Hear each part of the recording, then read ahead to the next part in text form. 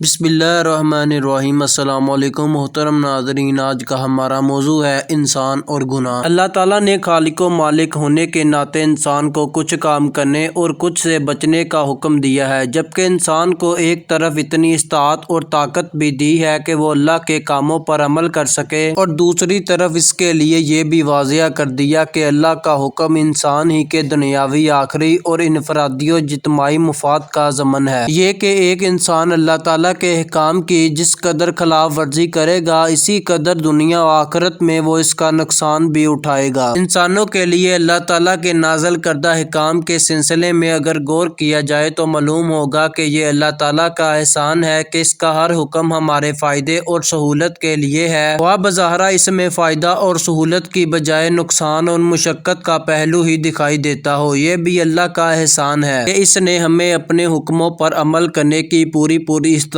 اور طاقت سے نوازا ہے، حتیٰ کہ انفرادی یا اجتماعی طور پر کسی حکم کو بجا لانے کی انسانی استطاعت میں اگر کہیں کمی آتی ہے تو وہاں اس حکم میں اسی قدر مزید سہولت بھی دے دی جاتی ہے۔ مثلاً 5 وقت نماز باجماعت ادا کرنا انسانی طاقت سے ہرگز باہر نہیں۔ البتہ اگر کوئی شخص بیمار ہو جائے تو اسے اپنی بیماری کی مناسبت سے باجماعت نماز کی بجائے انفرادی نماز اور کھڑے ہو کر نماز پڑھنے کی بجائے بیٹھ کر یا لیٹ کر نماز پڑھنے کی سہولت مل جاتی ہے۔ یہی صورتحال اللہ تعالیٰ کے مقرر کردہ دیگر احکام میں بھی نمایاں طور پر ہمیں دکھائی دیتی ہے۔ گناہ کیا ہے؟ اگر کوئی شخص استطاعت اور طاقت کے باوجود اللہ تعالیٰ کے کسی حکم کو پورا کرنے میں کوتاہی کرتا ہے یا جس کام سے منع کیا گیا تھا اسے جان بوجھ کر باز نہیں آتا، تو ان دونوں صورتوں میں اس کا یہ عمل گناہ کہلاتا ہے، جس پر وہ گناہ گار اس بات کا مستحق قرار پاتا ہے کہ اسے سزا دی جائے۔ یہ سزا دنیا میں بھی مل سکتی ہے اور آخرت میں بھی، البتہ گناہ اور نیکی کا پورا بدلہ چونکہ اصولی طور پر آخرت سے معلق رکھا گیا ہے،